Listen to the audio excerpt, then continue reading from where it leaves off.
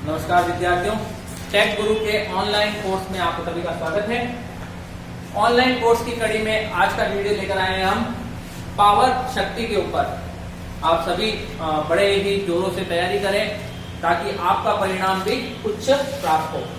Concept wise पढ़ना है। मैं हमेशा आपको जोर देता हूँ, टेक्निकल सब्जेक्ट है, हमेशा इसको कंसेप्ट वाइज पढ़िए। आपके कंसेप्ट मजबूत होंगे, आप कोई भी पेपर इजी वे में क्रैक कर सकते हैं।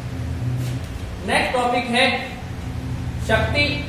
शक्ति को हम लिखते हैं इंग्लिश में पावर। पावर क्या होता है? तो कार्य करने की दर को शक्ति कहते हैं। तो बड़ी कॉमन लैंग्वेज में कहा जाता है साहब वो फलाना आदमी बहुत ताकतवर है, मीन वो फलाना आदमी इतनी देर तक काम कर सकता है। तो कार्य करने की दर शक्ति कहलाती है, मीन P बराबर W बटा T। W कार्य जो है इसकी इकाई जूल होती है, तो इसका एक मात्रक बन गया जूल बटा सेकेंड। P का एक सूत्र बच्चों को रटाया जाता है, P बराबर V इंटू आई। विभव धारा के गुणनफल को भी शक्ति कहते हैं। इसका मात्रक यहां से बनता है वाट। इंग्लिश में देखिए अगेन, वाट की स्पेलिंग लिखिए, इसका फर्स्ट अल्फाबेट W रिप्रेजेंट बन जाता है इसके मात्रक का।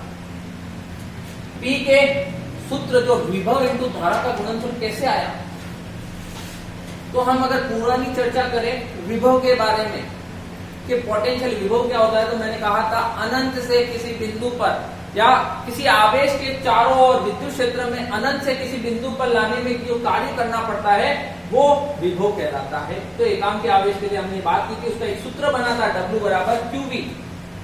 चूंकि शक्ति P बराबर क्या होता है W बटा T, तो W का मान मैंने रखा Q और V बटे में T।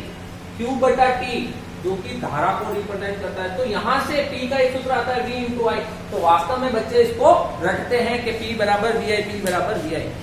वास्तव में ये पुराने भौतिक विज्ञान के नियम से ही उत्पन्न होता है।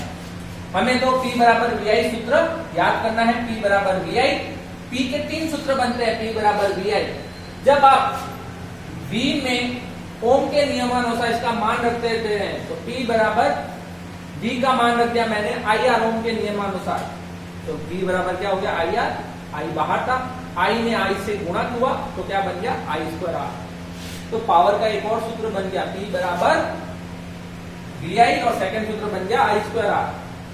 तीसरा सूत्र बनता है V स्क्वायर R बटा R। कैसे बनता है? वही VI।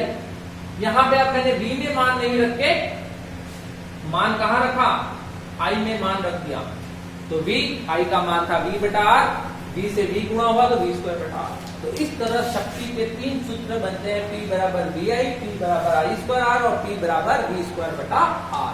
तीनों का मात्रक वाट है। अब शक्ति को याद रख सकते हो, क्योंकि आज के कॉमन लैंग्वेज में जिसके पास पावर होती है, कितनी बार लोकल लैंग्वेज में भी आपने सुना होगा, बच्चे बहुत मजाक में कहते हैं फलाने की वाट लगा दी। वाट का मतलब ताकत है उसके पास, ये वो वाट लगा सकता है। तो इसको ऐसे भी याद किया जा सकता है। उसके बाद नेक्स्ट टॉपिक बनता है कार्य, ऊर्जा, ऊष्मा। मैंने इन तीनों टॉपिक को कंबाइन लिखा है, याद रखने के लिए आसानी होगी। बहुत सी बुक में आप इसको अलग अलग देखेंगे, कार्य, ऊर्जा, ऊष्मा। तो वास्तव में कार्य क्या होता है? कार्य इसका मात्रक जूल होता है। तो कार्य वास्तव में अगर हम इलेक्ट्रिकल की दुनिया में देखें तो कार्य और ऊर्जा दोनों एक समान ही होते हैं। मीन्स कार्य करने की क्षमता को हम ऊर्जा कहते हैं, ताकत, कैपेसिटी। तो E बराबर क्या हो गया P इंटू T। शक्ति को समय से गुणनफल कर दिया, इसका एक मात्रक क्या बन जाएगा? शक्ति का मात्रक था वाट इंटू सेकेंड। कार्य एक यांत्रिक है तो यहां से इसका एक मात्रक बन जाएगा। यांत्रिक ऊर्जा में अगर हम कार्य के रूप में बात करें, ऊर्जा के रूप में बात करें, तो गतिज ऊर्जा और स्थितिज ऊर्जा दो चीजें आती है। अब E बराबर P इंटू T एक सूत्र बन गया। हम चाहें तो इसके आगे भी इसको कर सकते हैं, P की जगह मान रख दिया VIT, तो ये ऊर्जा का रूप बन गया। मीन्स शक्ति को जब समय से गुणा कर दिया जाता है तो ये ऊर्जा बन जाती है। ऊष्मा क्या है? तो वास्तव में जो पावर का एक सूत्र था I स्क्वायर R, उसको मैंने समय से गुणा कर दिया, तो ये ऊष्मा को रिप्रेजेंट करती है, हीट को, और यही जूल का ऊष्मा नियम है। तो H बराबर I स्क्वायर RT, इसका मात्रक भी जूल में ही लिखा जाता है। इसलिए मैंने कहा इन तीनों का मात्रक एक ही है, क्योंकि तीनों जूल से ही बने, जूल, जूल और जूल। वाट इंटू सेकेंड भी जूल के बराबर ही है। यहां से देखिए आपने लिखा था जूल बराबर P बराबर जूल बटा सेकेंड मीन्स वाट बराबर जूल बटा सेकेंड, जूल बराबर क्या हो गया अगेन वाट इनटू सेकेंड। तो फिर मिला के चीजों को घुमाया जाता है, इन्हीं मात्रक से एक क्वेश्चन भी आ जाता है कितनी बार। तो हमें इनमें घूमना नहीं है, हमें उस सूत्र को देखना है। अब H का मान जो जूल में है इसको हमें कैलोरी में कन्वर्ट करना है।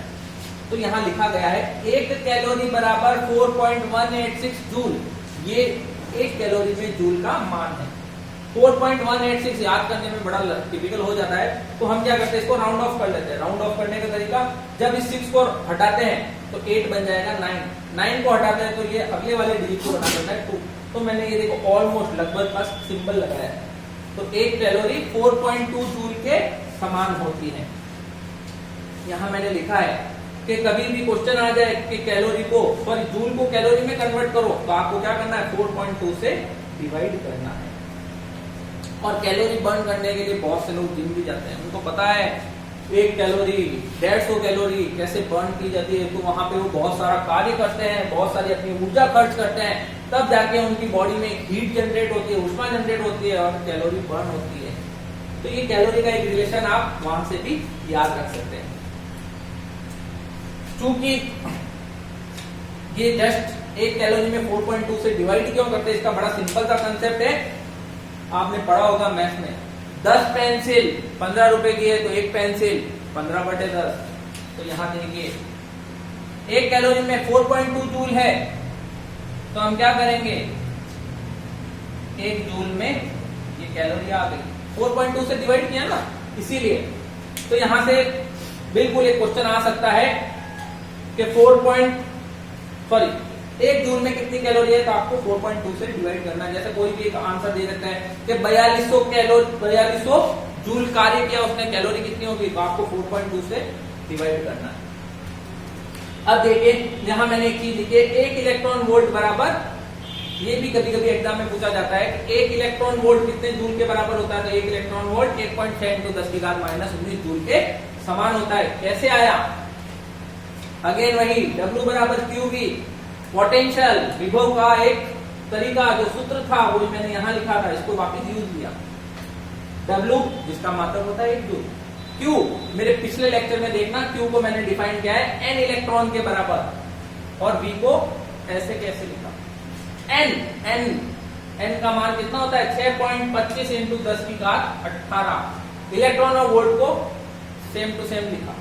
तो जैसे ही 6.25 × 10⁻18 को इधर लेके आऊंगा डिवाइड में नीचे, और इसको मैं पूरा सॉल्व करता हूं, तो 1 इसको सॉल्व करूंगा तो इसका मान लगभग ये आ जाएगा। इसलिए 1 इलेक्ट्रॉन वोल्ट इसके समान होता है। तो आप सभी से आशा करता हूं सभी बहुत अच्छे से मेहनत करिए। 1512 पद है, बहुत ज्यादा पद है, आपको तो केवल एक पद चाहिए, उसके अनुरूप मेहनत करते जाइए। धन्यवाद।